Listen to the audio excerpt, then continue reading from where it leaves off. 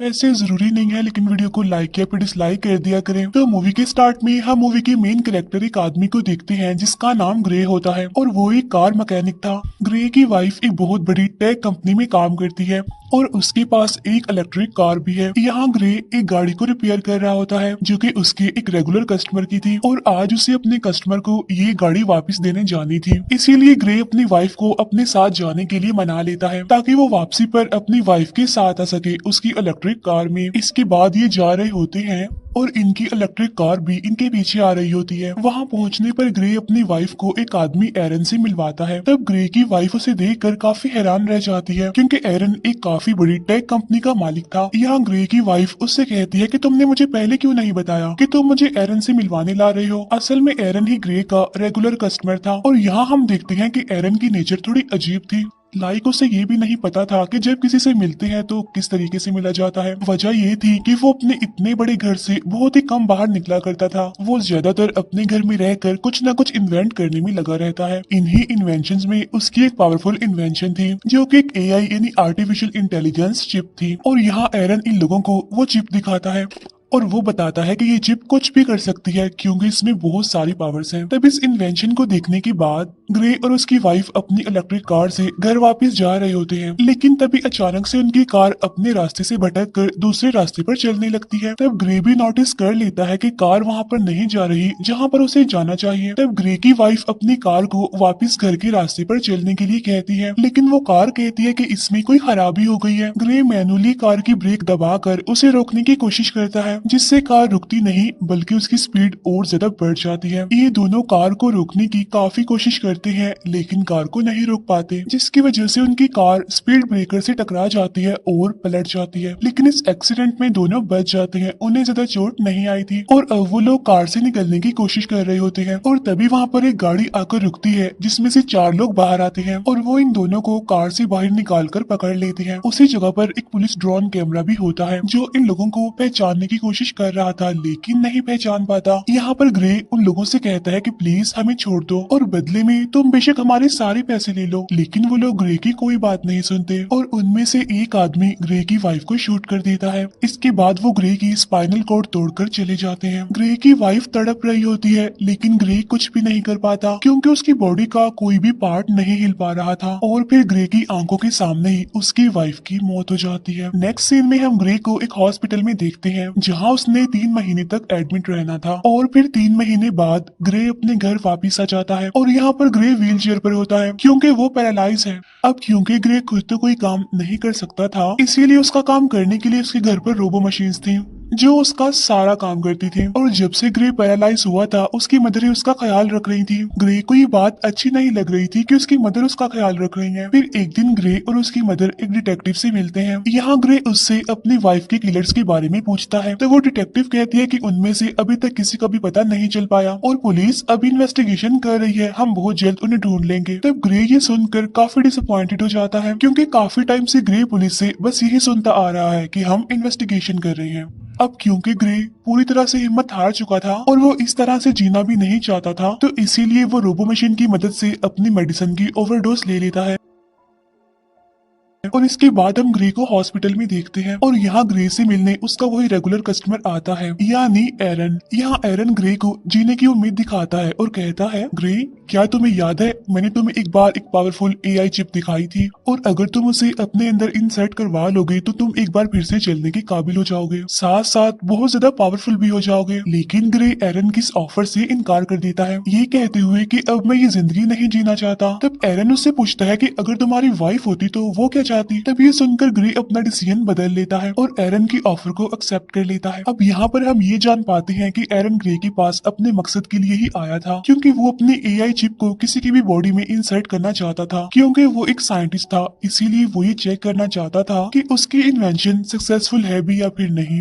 इसीलिए एरन वो chip grey की बॉडी में डालकर सीक्रेटली एक्सपेरिमेंट करना चाहता है क्योंकि गवर्नमेंट इस तरह के एक्सपेरिमेंट्स करने की इजाजत नहीं देती। नेक्स्ट सीन में हम देखते हैं कि एरन अपने घर में ही ये एक्सपेरिमेंट कर रहा होता है। यहाँ ग्रे की स्पाइनल कॉर्ड में वो चिप इंसर्ट की जाती है। फिर ऑपरेशन के कुछ दिनों बाद जब ग्रे रिकवर हो रहा होता है तो डॉक्टर उसके हाथ और पाँव को मूव करने की कोशिश करती है और ये चेक करती है कि क्या ग्रे अपने हाथ और पाँव को अब महसूस कर पा रहा है या फिर नहीं। तब ग्रे की हालत देखकर वो लोग सोचते हैं कि शायद ये एआई चिप इतनी जल्दी असर ना करे, तो इसीलिए उन्हें ग्रे और उस चिप को टाइम देना होगा। और जब डॉक्टर ये बात एरन को समझा रही होती है तो तभी ग्रे अपने हाथ पाँव मूव करने लगता है। तब ये देखकर वो लोग काफी हैरान रह जाते हैं और अब ग्रे अपने दोनों हाथों को मूव कर पा रहा था और फिर दिखते ही दिखते ग्रे अपने दोनों पैरों पर खड़ा हो जाता है। तब खुद को ठीक होता देखकर ग्रे काफी खुश होता है। एरन भी अपने एक्सपेरिमेंट को सक्सेसफुल होता देखकर काफी खुश हो जाता है। फिर यहाँ पर एरन ग्रे से एक साइन करवाता है जिसमें वो किसी को भी नहीं बताएगा कि वो चल सकता है और उसे सबकी नजरों में पैरालाइज ही बनकर रहना होगा, क्योंकि अगर ऐसा हुआ तो सबको एरन के बारे में पता चल जाएगा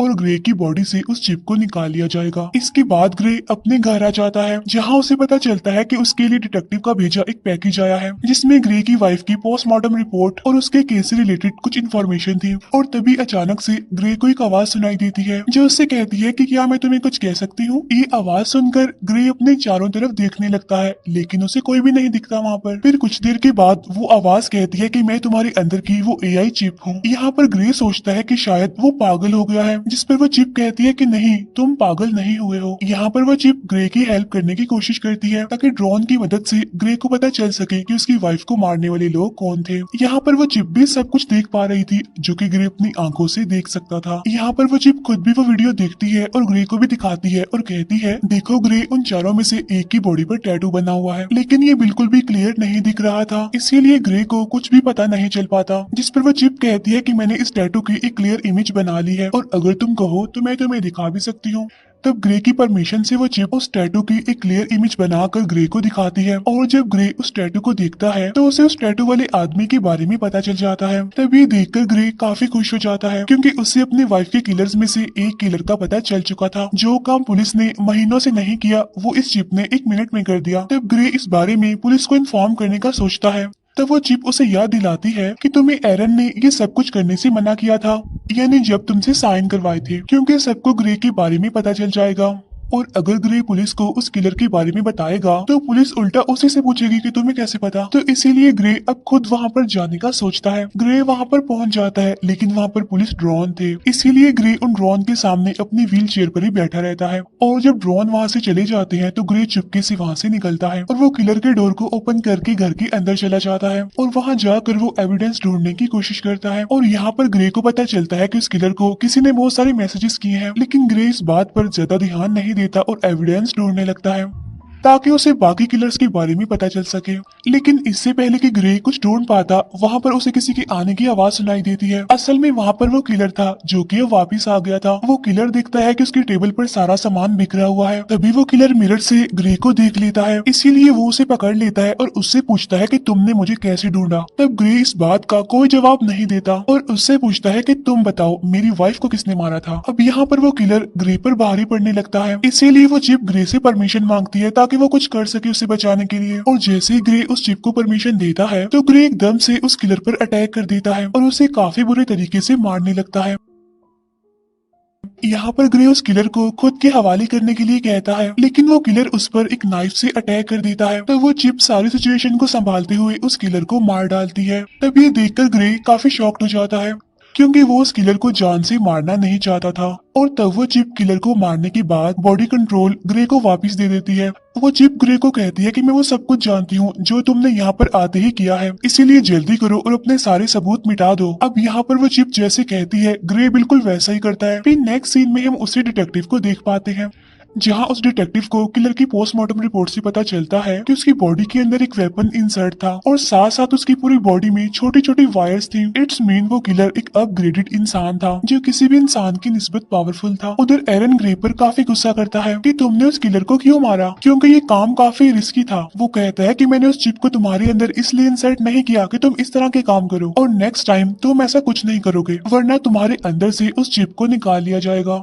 जिसके बाद तुम फिर से पैरालाइज बन जाओगे जाओगे। उधर वो डिटेक्टिव ये पता लगवाने की कोशिश कर रही होती है कि उस किलर को किसने मारा। तब डिटेक्टिव को पता चलता है कि जिस टाइम उस किलर का मर्डर हुआ तो उससे थोड़ा टाइम पहले ग्रे अपने व्हील चेयर पर उसी एरिया में घूम रहा था। नेक्स्ट सीन में हम डिटेक्टिव को ग्रे के पास उसके गैराज में देखते हैं। तब वो डिटेक्टिव ग्रे को कहती है कि हमने तुम्हें उस टाइम में उस एरिया में देखा है जिस टाइम में उस आदमी का मर्डर हुआ है। वो कहती है कि हमें उस आदमी पर पहले से ही शक था कि उसी ने तुम्हारी वाइफ को मारा होगा, क्योंकि हमारे पास उसका एक काफी बड़ा क्रिमिनल रिकॉर्ड है और वो उसी एरिया में रहता है जहाँ पर तुम्हारी वाइफ को मारा गया था और अब कल उसी आदमी का मर्डर हुआ है। तब यहाँ पर ग्रे हैरान होते हुए कहता है, ओ अच्छा, लेकिन अगर तुम ये सोच रही हो कि मैंने उसे मारा है तो ये गलत है, क्योंकि तुम तो देख सकती हो मैं तो पैरालाइज हूँ, और अगर तुम्हें फिर भी यकीन नहीं तो तुम मेरी टांग पर चाकू मारकर देख सकती हो। तब वो डिटेक्टिव इस बात पर हंसने लगती है और ग्रे को बाय कहकर वहाँ से चली जाती है। तब डिटेक्टिव के जाने के बाद ग्रे थोड़ा रिलैक्स होता है और वो चिप से पूछता है कि आगे क्या करना है। तब वो चिप ग्रे को एक बार में जाने का कहती है। वो चिप कहती है कि मुझे उस बार के बारे में उस किलर की मैसेजेस से पता चला था कि ऐसा करने से तो एरन को तुम्हारी मूवमेंट्स के बारे में पता चल जाएगा, जिसके बाद मुझे वो शट डाउन कर देगा। लेकिन तुम जानते हो कि अगर ऐसा हुआ तो तुम दोबारा से पैरालाइज हो जाओगे। इसके बाद हम देखते हैं कि ग्रे उसी बार में जाता है। बार में जाकर वो उस किलर का नाम लेकर सब लोगों को कहता है कि अगर कोई उस आदमी को जानता है तो हैंड रेस करे और यही उस इंसान के लिए बेहतर होगा। तब ये सुनकर उनमें से एक आदमी निकलता है जो ग्रे को अकेले में ले जाकर उसे उसकी व्हील चेयर से उठाकर जमीन पर गिरा देता है। तब ग्रे उससे पूछता है कि तुम्हारा नाम क्या है, क्या तुम भी उनमें से एक हो जिन्होंने मेरी वाइफ को मारा था? जिस पर वो आदमी कहता है कि हाँ, मैं भी वहाँ पर था। तब ये सुनकर ग्रे चिप को परमिशन दे देता है, जिसके बाद वो चिप उसे बहुत मारती है। ग्रे उससे उसका नाम भी पूछता है लेकिन वो नहीं बताता। इसके बाद ग्रे की परमिशन से वो चिप उस किलर का फेस पूरी तरह से कट कर देती है और अब जब ग्रे उसका नाम पूछता है तो वो किलर अपना नाम बता देता है और वो कहता है कि इस काम के लिए मुझे एक आदमी फिस्क ने पैसे दिए थे। लेकिन इससे पहले कि ग्रे उससे फिस्क के बारे में कुछ पूछ पाता वो आदमी वहीं पर मर जाता है। उधर एरन चिप को शट डाउन करने की कोशिश कर रहा था। तब चिप ये बात ग्रे को बता देती है कि मुझे एरन शट डाउन करने की कोशिश कर रहा है, इसीलिए हमें जल्द से जल्द कुछ करना होगा। तब ये कहकर वो चिप ग्रे को एक हैकर के बारे में बताती है ताकि उस हैकर की मदद से एरन के इनपुट को हटा सके, जिससे एरन का होल्ड खत्म हो जाएगा और वो कुछ भी नहीं कर पाएगा। इसके बाद ग्रे उस हैकर के पास जाने लगता है और यहाँ पर वो चिप ग्रे को कुछ नए इनपुट्स बताती है जिन्हें ग्रे अपने हाथ पर नोट कर लेता है। इसके बाद ग्रे उस हैकर के पास पहुंच जाता है और तभी ग्रे उस हैकर के एड्रेस पर पहुंच जाता है, लेकिन एरन उस जीप को 30% शट डाउन कर देता है, जिससे ग्रे की एक टांग पैरालाइज हो जाती है। लेकिन ग्रे फिर भी हिम्मत करके ऊपर जाता है। इसके बाद एरन फिर से जीप को शट डाउन करता है, जिससे ग्रे का एक हाथ और एक पाँव पैरालाइज हो जाता है। लेकिन इससे पहले कि एरन ग्रे को पूरी तरह से पैरालाइज कर देता, ग्रे हैकर के डोर तक पहुंच जाता है। इसके बाद एरन ग्रे को 100% शट डाउन कर देता है, मीन्स ग्रे को पैरालाइज कर देता है, और फिर वो अपने दो आदमियों को भेजता है ग्रे को वापस लाने के लिए। और तभी हम उसी बार में दो आदमियों को देखते हैं, जिसमें एक तो वही आदमी था जिसने ग्रे की वाइफ को मारा था और दूसरा उसका साथी था। अब ग्रे की वाइफ को मारने वाला यही वो आदमी है और इसी का नाम फिस्क है। अब यहाँ पर फिस्क बार के ऑनर पर गुस्सा करता है क्योंकि ग्रे उसके एक आदमी को मार गया और बार के ऑनर ने कुछ भी नहीं किया, और यहाँ पर फिस्क उस बार के ऑनर को मार देता है। असल में ये बार का ऑनर भी फिस्क के साथ मिला हुआ था, लेकिन अब क्योंकि उसने अपना काम ठीक से नहीं किया इसीलिए उसको मरना पड़ा। यहाँ पर फिस्क को अपने साथी की आंखों में लगी कैप्चर डिवाइस से पता चलता है कि ग्रे इस टाइम कहाँ है। इसके बाद फिस्क और उसका साथी वहाँ जाने के लिए निकलते हैं जहाँ पर ग्रे है। जब ग्रे दरवाजे पर होता है तो वो हैकर वहाँ पर आती है और ग्रे को अंदर ले जाती है।